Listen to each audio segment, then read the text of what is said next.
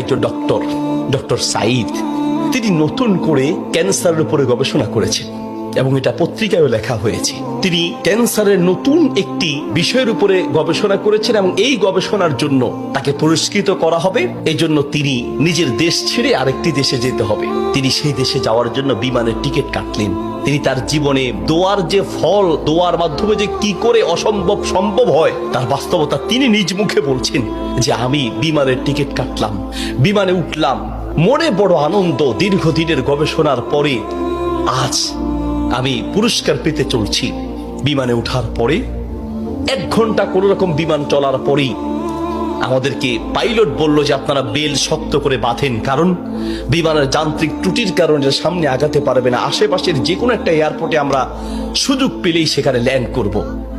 তিনি বললেন। কিছুক্ষণ পরেই বিমানটা ল্যান্ড করলো। আমি একেবারেই ভেঙে পড়লাম যে আমার বোধহয় যাওয়া হবে না। বিমান ল্যান্ড করার পর জিজ্ঞেস করলাম এটা কি যাবে? বলছে যে ত্রুটি, এটা আজকে যাবে না। তাড়াতাড়ি বলছেন যে আমি সেই বিমান বন্দরে বিমান থেকে নেমে চলে গেলাম ইমিগ্রেশন কাউন্টারে, গিয়ে বললাম যে আমি তো ওই জায়গায় যেতে চাই। পরবর্তী বিমান কখন? বলছে পরবর্তী বিমান কমপক্ষে 16 ঘন্টা পরে, আর এই বিমান যাওয়া সম্ভব নয়। তাহলে আমি কি করব? বলছে আপনি একটা কাজ করেন, যতদূর এসেছেন 3 থেকে 4 ঘন্টার মধ্যে আপনি পৌঁছাতে পারবেন যদি দ্রুত একটা প্রাইভেট কার নিতে পারেন। বলছে আমি তাড়াতাড়ি সেখান থেকে বের হয়ে ব্যাগটা হাতে নিয়ে দৌড়াতে দৌড়াতে এয়ারপোর্টের বাহিরে গিয়ে এক প্রাইভেট কার ঠিক করলাম। প্রাইভেট কার ওলাকে বললাম ভাই যত দ্রুত পারেন আগাতে থাকেন, টাকা নিয়ে টেনশন নাই, কারণ পুরস্কার তো বিশাল পুরস্কার, আপনি আগাতে থাকেন। প্রাইভেট কার ড্রাইভার গাড়ি চালাচ্ছে। তিনি বলেন মোটামুটি কিছুক্ষণ যাওয়ার পরে হঠাৎ বিশাল তুফান শুরু হলো। প্রচন্ড তুফান দেখে ড্রাইভার বলছে ভাই সামনে যাওয়া সম্ভব নয়। বলছে চেষ্টা করেন। বলছে দেখছেন কি অবস্থা, রাস্তাঘাট সব গাছ বালা ভেঙে রাস্তায় পড়ে আছে। যখন তুফান আরো প্রচন্ড বাড়তে লাগলো আমি অবশেষে নিরাশ হয়ে বললাম যে জীবন বাঁচানো দরকার, পুরস্কার দিয়ে কি হবে, নিজেই যদি মরে যাই থাক, পুরস্কার চিন্তা নাই, সামনে যাওয়ার দরকার নেই। আশেপাশে বাড়ি ঘর দেখলেই কোন একটা বাড়ির সামনে গিয়ে দাঁড়ান, বাড়িতে গিয়ে অন্তত নিজের জীবনটা বাঁচাই। একটা ঘর দেখতে পেলেন, ড্রাইভার সেই ঘরের সামনে গিয়ে দাঁড়ালেন, দরজায় নক করলেন। একজন বুড়ো মহিলা বের হয়ে দরজা খুললেন। বলছে বুড়িমা আমরা মেহমান বিপদে পড়েছি, বাহিরে তুফান চলছে, একটু আশ্রয় চাই, কোনো পুরুষ থাকলে বলেন। বলছে ভিতরে চলে আসেন, কোনো পুরুষ আমার ঘরে নাই, তবে আপনারা বসেন, নিশ্চিন্ত থাকেন, আমি আপনাদের মেহমানদারির ব্যবস্থা করি। বলছে ঘরে পুরুষ নেই তো, কোথায় গিয়েছে? বলছে কি বলবো দুঃখের কথা, কিছুদিন আগে আমার ছেলে এবং আমার স্বামী তো আগেই মারা গিয়েছেন, আর কিছুদিন আগে আমার ছেলে এবং ছেলের বৌমা দুইজন একসাথে অ্যাক্সিডেন্ট করে দুনিয়ার থেকে বিদায় হয়েছেন। বাড়িতে শুধু আমি আর আবার নাতিটা আছে। বলছে আপনারা বসেন, একটু মেহমানদারি ব্যবস্থা করি।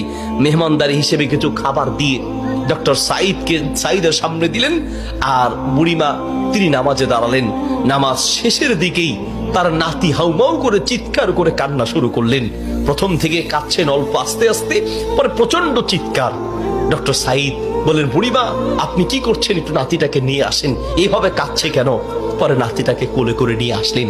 ডক্টর সাইদ জিজ্ঞেস করলেন যে তার চেহারা পুরো নীল হয়ে আছে, তার কারণটা কি, ওর কি রোগ হয়েছে?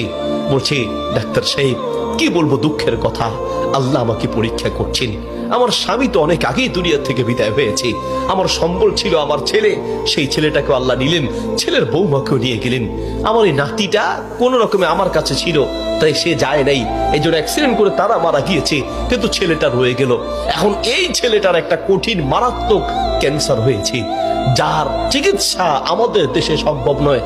ডাক্তার সাইদ বলছে আপনি কি দেখিয়েছেন? বলছে হ্যাঁ, এটা নতুন ধরনের ক্যান্সার, এলাকায় যাকেই দেখাই সবাই একই কথা, আমাদের পক্ষে সম্ভব নয়। তো ডাক্তাররা কি পরামর্শ দিয়েছে? বলছে পাকিস্তানে যেতে। পাকিস্তানে একজন ডাক্তারের নাম বলেছে, তিনি এই নতুন রোগের, এই নতুন ক্যান্সার উপরে তিনি গবেষণা করেছেন, তার কাছে গেলে নাকি ভালো হবে। ডাক্তারের নাম বলেছে? বলছে নাম তো বলেছে, কিন্তু ঠিকানা তো কিচ্ছু জানা নাই। কিন্তু আমার বিশ্বাস, আমি প্রত্যেক নামাজের পরে এবং সেজদায় কি আল্লাহর কাছে দোয়া করি, কারণ আমার বিশ্বাস মানুষের পক্ষে অসম্ভব হতে পারে, আল্লাহর পক্ষে অসম্ভব বলতে কিচ্ছু নাই। আল্লাহু আকবার। আমি প্রতিদিন নিয়মিত আল্লাহর কাছে দোয়া করি, মালিক আমি তো সেই ডাক্তার হসপিটাল কিচ্ছু চিনি না, আমার পক্ষে চেনা সম্ভব নয়, তার কোনো ঠিকানাও কারো জানা নাই। তিনি নাকি পাকিস্তানের ডাক্তার। বুড়িমা বলেন তো সেই ডাক্তারের নাম কি? বলছে সেই ডাক্তারের নাম নাকি ডক্টর সাইদ, নতুন করে তিনি নাকি এই ক্যান্সার উপরে গবেষণা করেছেন। বলছে বুড়িমা কসম করে বলেন তো ডাক্তার সাইদের সাথেই আপনাকে দেখা করতে বলেছে? মহিলা বলছে ভাই আপনি মেহমান মানুষ, আমি কেন আপনার কাছে মিথ্যা বলতে যাব?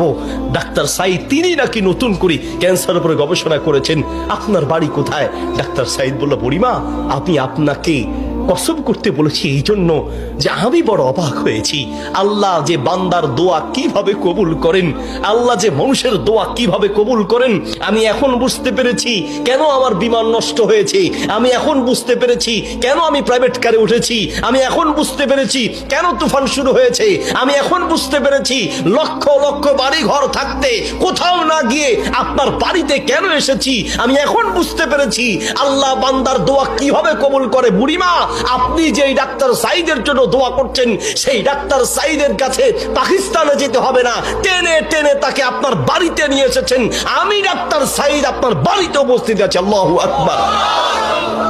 প্রিয় ভাইয়ের আমার, আসা আন তাকরাহু শাইআন ওয়া হুয়া খায়রুল লাকুম ওয়া আসা আন তুহিব্বু শাইআন ওয়া হুয়া শাররুল লাকুম।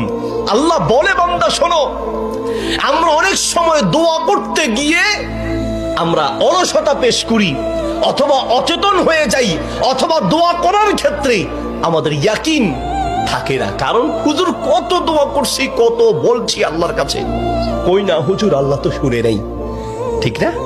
অনেকের কথা অনেক হুজুর দোয়া করার জন্য বলেন, কত দোয়া করছে হুজুর, তাহাজ্জুদের সময় দোয়া করছি, শেষ রাতে দোয়া করছি, চোখের পানিতে মুখ ভাসিয়ে দোয়া করছি, কত চাইছি আল্লাহর কাছে, হুজুর আল্লাহ দেয় নাই। শোনেন আল্লাহ বলেন বান্দা মাঝে মাঝে আমি তুমি চাও আমি দেই না, এই যে আমি দেই নাই হতে পারে আমি এই না দেওয়ার মাঝেই তোমার কল্যাণ আছে। আল্লাহু আকবার। আমরা জানি না, হতে পারে ওই যে আল্লাহ দেয় নাই সেটার মধ্যেই আপনার জন্য কল্যাণ দিয়েছি। এই জন্য দোয়া করবেন, পান বা না পান। পাকিস্তানের একজন ডক্টর সাইদ